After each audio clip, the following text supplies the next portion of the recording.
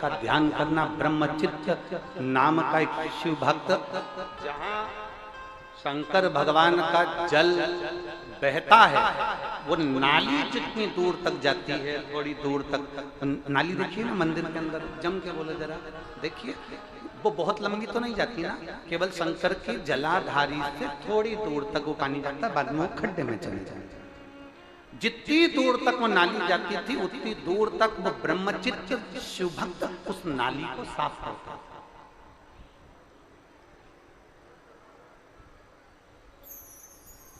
दो स्थान शंकर के मंदिर के, दो स्थान। अगर बहुत रोग में ग्रसित हो ना, बहुत रोगीले हो गए ना, बहुत कोई बीमारी ज्यादा हो गई ना, दो स्थान शंकर के मंदिर के बना लो। दो स्थान जिसको हमको साफ करना है, दो स्थान, और वहां चंदन की एक बिंदी रखकर आना। दो स्थान बना लेना। पहला ये जो जलाधारी है, अशोक सुंदरी वाला जो स्थान है, पहला स्थान अशोक सुंदरी का स्थान, जहां पर बीच में एक मोटी सी लाइन रहती है, उसके आसपास में जो जगह रहती है उस जगह को जल से साफ करते हैं, और जल से साफ करने के बाद में उसी को अपने शरीर पर थोड़ा सा लगाइए, हाथ को धो लीजिए, थोड़ी सी चंदन की बिंदी दोनों ओर लगा दीजिए। पहला स्थान। दूसरा स्थान जहां से पानी बहकर जाता है, उस पूरे स्थान पर से कहीं भी एक तुम्हारा मन कर जाए, उस स्थान को थोड़ा सा हाथ से और जल से साफ कर दो, और वहां हाथ को अपने हृदय से या शरीर में जहां रोग है, तकलीफ है, बहुत कष्ट है, बहुत दर्द है, उस स्थान पर लगाओ, और चंदन की हाथ धोने के बाद चंदन की एक बिंदी उस स्थान पर, वो नाली वाली जगह पर कहीं पर भी रख दीजिए।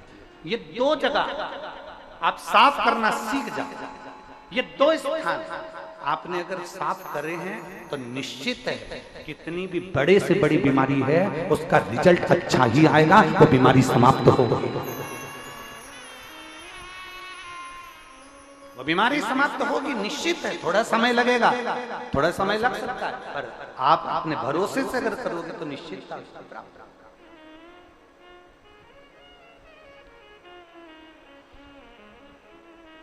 ब्रह्मचित्त नाम का एक शिव भक्त, शंकर जी की जो जलाधारी थी, उस जलाधारी के सामने जो गुआरी नाली थी उसको स्पर्श कर उसको धो रहा।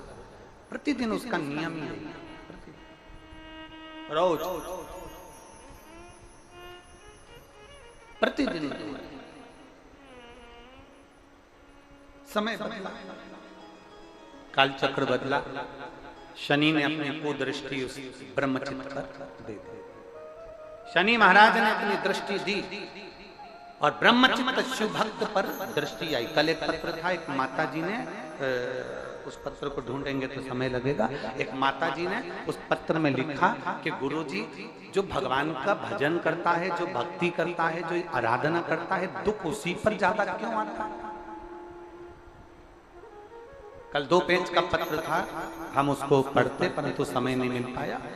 सबसे ज्यादा दुख जो भगवान की भक्ति कर रहा है, जो भगवान का भजन कर रहा है, जो भगवान का स्मरण कर रहा है, उसी को तकलीफ क्यों आती है? शिव महापुराण की कथा कहती है, सोने में खार होता है, उस सोने को जलाया जाता है, तपाया जाता है, कूटा जाता है, खूब जलाते, खूब कूटते, खूब तपाते, और जब आखिरी में तप जाता है, कुट जाता है और उसका खार समाप्त हो जाता है तो वो निखर जाता है। उसी तरह मनुष्य जब भगवान का होने चालू होता है तो भगवान उसको तपाता है, इतना तपाता है, इतना तपाता है कि उसको तपाते तपाते फिर उसको अपना बना लेता है। और जब एक बार वो शंकर का हो गया तो फिर वो भटकता नहीं, शिव का ही रहता है।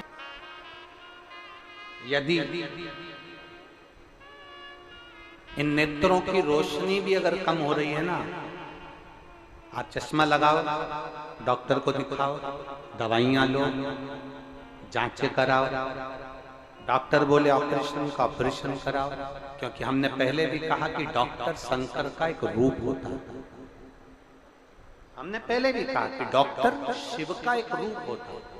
आप जांच कराइए, आप डॉक्टर को दिखाइए।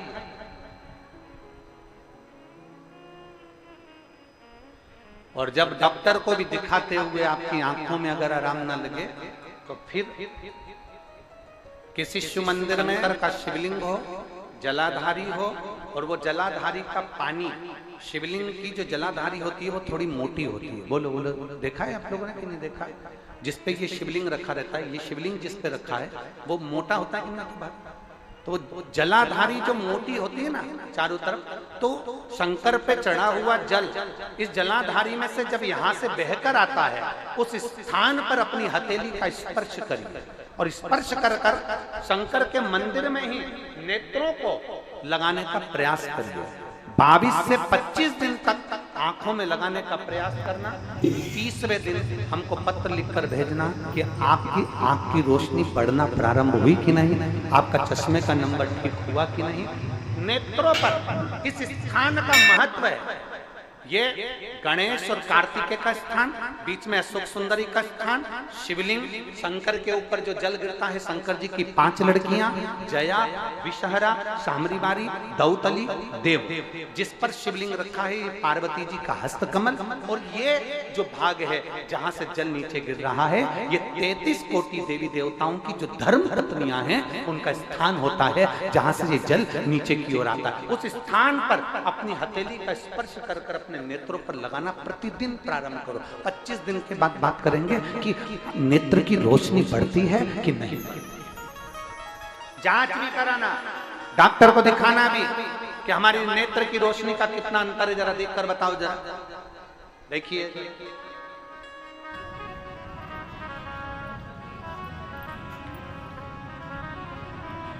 होगा कि ये जो जल सामने से नाली में से बहकर थोड़ा जो पड़ता है, उस स्थान पर 33 कोटि देवताओं का स्थान होता है। बताया था पहले? किस किस ने सुना था? जरा हाथ उठा। सबने सुना है? सामने जो नाली रहती है जहां तक पानी जाता है, इसलिए हमारे यहाँ शंकर भगवान की जलाधारी को लांगा नहीं जाता। जो स्थान है सामने नाली वाला, जहां से पानी बहकर आगे जा रहा है, वहां 33 कोटि देवताओं का स्थान है। अब ब्रह्मचित्त क्या करता था कि वो जो स्थान जो था उसको सुंदर पुष्पों से उसका श्रृंगार कर देता था, फूल से उसका श्रृंगार करता था, फूल से उसको सजाता था, बड़ा सुंदर श्रृंगार कर देता, बड़ा सुंदर, बड़ा सुंदर वो श्रृंगार था। आज क्या है मालूम है आप लोगों को? जम के बोलो जरा। और दिन कौन सा है? सोमवारी प्रदोष। मालूम है? बाबा देवादिदेव महादेव की कृपा से कहते हैं एक सोमवार की अष्टमी और सोमवार की प्रदोष एक ऐसी होती है जिस दिन माता पार्वती भगवान शंकर के साथ में अपने भक्तों के दुख को मिटाने के लिए उनके दरवाजे तक पहुंचते हैं। आपको जहां जगह मिले ना, वहां बैठकर दिल से बाबा से प्रार्थना करिए, जिससे मेरा ओघड़ दानी भी आपके दुखड़े हरने के लिए आपके द्वार पर पहुंचे। बड़े भाव के साथ सभी लोग हृदय से कहेंगे, बड़े भाव से कहेंगे।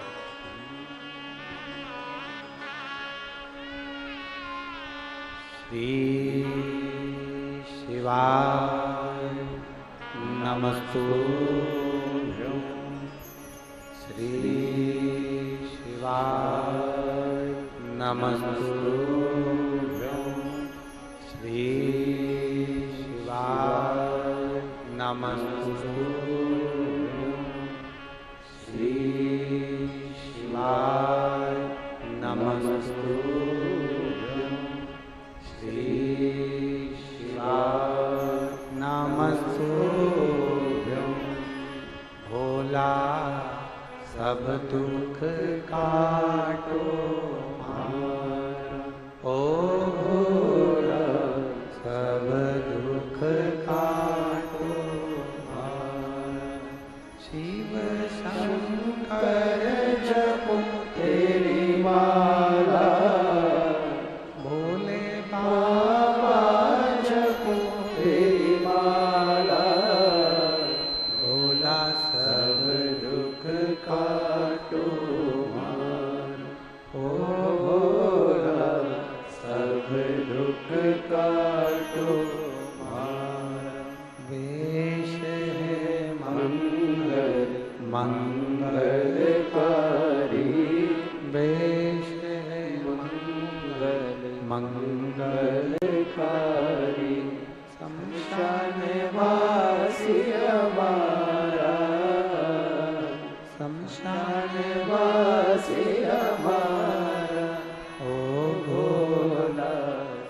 सब दुख काटो मान, सब दुख काटो मान। अंत समय में जब बुढ़ापा आ गया, अंतिम अवस्था में जब हम अर्थी के करीब में पहुंच गए, अंतिम अवस्था में जब हम मृत्यु के करीब में पहुंच गए, तब मालूम पड़ा कि हम तो सुख ढूंढते रहे, हम तो खुशियां ढूंढते रहे कि 15 दिन के बाद सुख आएगा, 4 दिन के बाद कि मैं कल से मंदिर जाना प्रारंभ करूंगा। कई भाई मेरे जीजा होने से बेटे हैं जो ये विचार करते हैं कि मैं कल से मंदिर जाना प्रारंभ करूंगा, पर वो कल के चक्कर में उनका कल कभी नहीं आता। कल कुछ काम आ गया, परसों के दिन जाऊंगा, परसों कोई काम आ गया, नरसों के दिन जाऊंगा, नरसों कोई काम आ गया, परसों के दिन जाऊंगा। ये विचार करते करते समय निकल गया।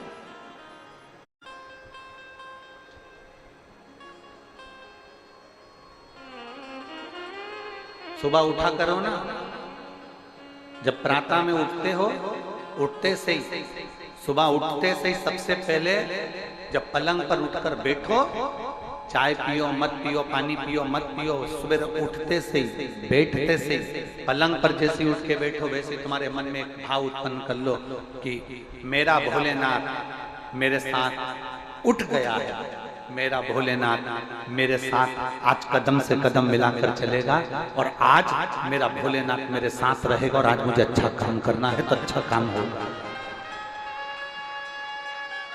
श्रेष्ठ कर्म अपने आप हो। कुरुद के शिव पुराण कथा में पंडित जी ने रोगों से मुक्ति के लिए और आँखों की रोशनी बढ़ाने के लिए बहुत ही अच्छा उपाय बताए हैं। 2 नए उपाय बताए हैं। अगर आपको वीडियो पसंद आया होगा तो लाइक करिएगा, शेयर करिएगा।